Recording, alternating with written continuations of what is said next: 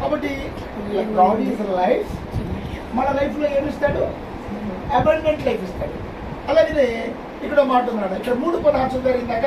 ఏమన్నా 3:16 చదివారు.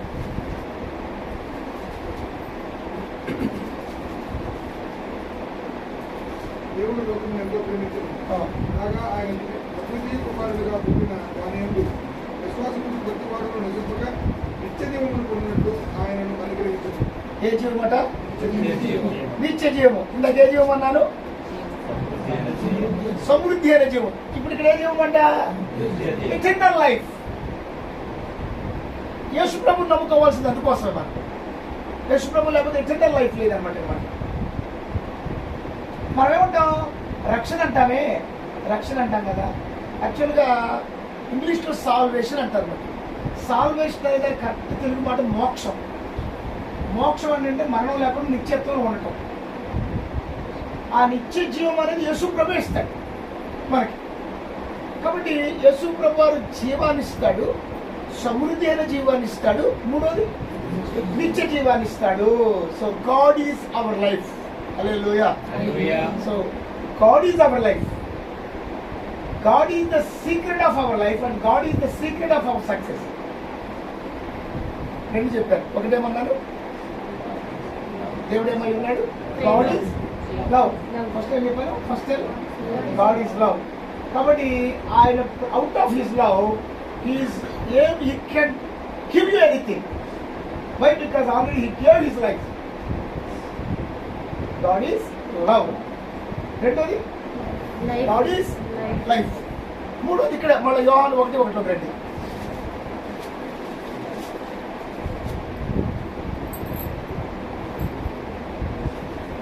ఆదియందు వాక్యము ఉండెను, వాక్యము దేవుని యందు ఉండెను, వాక్యము దేవుడై ఉండెను. ఆయన ఆదియందు దేవుని యందు ఉండెను. సమస్తమును ఆయన మూలంగా కలిగిన దేనియు ఆయన లేకుండా కలగలేదు.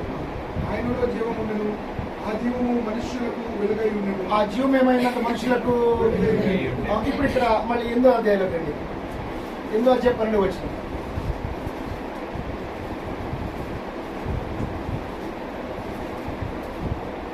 మరలా యేసు, నేను లోకములకు వెలుగును, నన్ను వెంబడించువాడు చీకటిలో నడవక జీవము వెలుగు కలిగి ఉండునని వారితో చెప్పాను. ఇందాకేమన్నాడు? మళ్ళీ ఆయనలో వెలుగు ఉందంటాడు. మళ్ళీ ఇక్కడ ఏమంటాడు? ఆయనే వెలుగు. అక్కడ చూడండి, ఆయనలో ప్రేమ ఉంది, ఆయనే ప్రేమ. ఆయనలో జీవం ఉంది, ఆయనే జీవము. ఆయనలో వెలుగు ఉంది, ఆయనే వెలుగు. He is the light. God is the light. God is the light. ఏమైనా అంట? God is the light. అందుకనే ముందు నువ్వు తపస్సు చేసేవాడు కదా, ఏమని? తమసోమ జ్యోతిర్గము. చీకట్లో ఉన్నాము, మాకు కావాలి. అస్తోమ సద్గమని. తమసోమ జ్యోతిర్గం. కాబట్టి మన జీవితాల్లో దేవుడు ఏమై ఉన్నాడు? వెలుగై ఉన్నాడు. వెలుగై ఉన్నాడు. కాబట్టి మనము ఎవరి దగ్గరికి రావాలి? వెలుగు దగ్గరికి రావాలి. ఇప్పుడు మనము కనపడకూడదంటే ఎక్కడ ఉంటాం? చీకట్లో ఉంటాం. కనపడకూడదు ఎవరు కోరుకుంటారు? తప్పు చేసేవాడు కోరుకుంటారు. ఏమైనా సీక్రెట్ థింగ్స్ ఉంటే కోరుకుంటారు. అవునా? మొన్న ఎట్లాగే వెంపడలో కావా పౌడర్ రాసుకుందంట, కరెంట్ పోయింది. కరెంట్ పోతే ఆ అట్టాకు వచ్చేసింది చర్చికి. చీకట్లో తడుగులు ఆడుకుంటా. ఆ వచ్చి కూర్చున్నా కరెంట్ వచ్చింది. అందరూ ఆయన చూసి నవ్వుతున్నారు. నా ప్రసంగం నడిపింది కూడా అయిపోయింది. అసలు ఆ ముఖం అంటే ఇంత మందాన ఆడు అగోరి గుడి కూర్చున్నట్టుగా నీపచ్చకుందనమాట. పాప అందరూ చూస్తున్నారు కదా, ఎవరన్నా లోపలికి వెళ్ళమని చెప్పొచ్చు కదా. ఎవరు చెప్పట్లు, అందరూ చూసి ఆనందిస్తారు. అప్పుడు ఎవరో పాపం చెప్పారు, మంచోడు రాముడు అంటాడు, అక్క ఒకసారి లోపలికి వెళ్ళండి అక్క అన్నారు. ఆ పక్క నాకు గది ఉంటుంది కదా, నీళ్ళు వచ్చిందని నావే తెలుసుకోండి. కాబట్టి చీకటి లైఫ్లో ఏం జరుగుతుందో తెలియదు. అందుకని మన లైఫ్లో ఏం జరుగుతుందో తెలియాలంటే మనం ఎక్కడ రావాలి? వెలుగులోకి రావాలి. ఆ వెలుగే దేవుడు.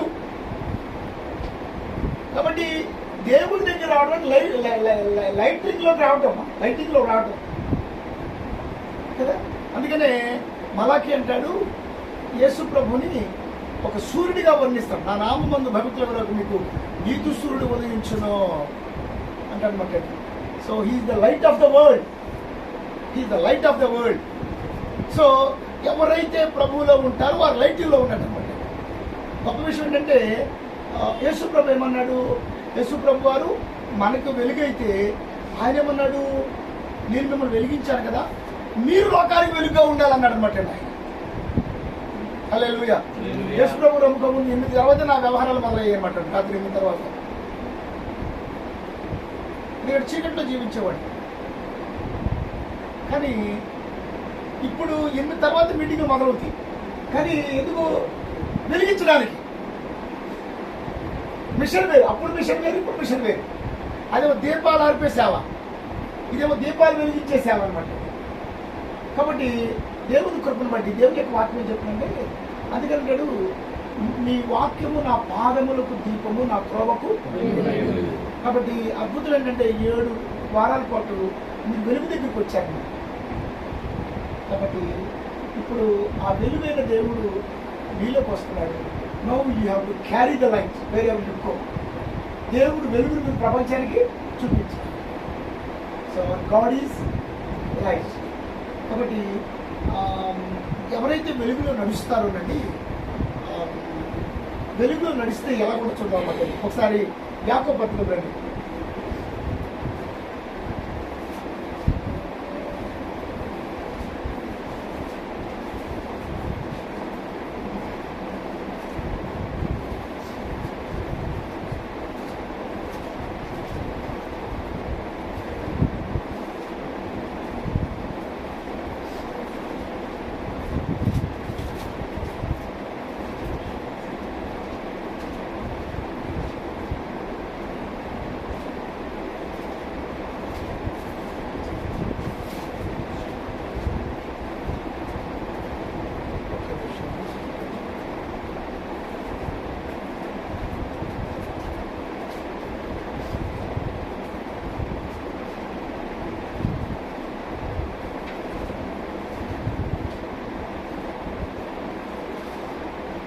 సారీ, ఎఫ్ఎస్సి పత్రిక రండి.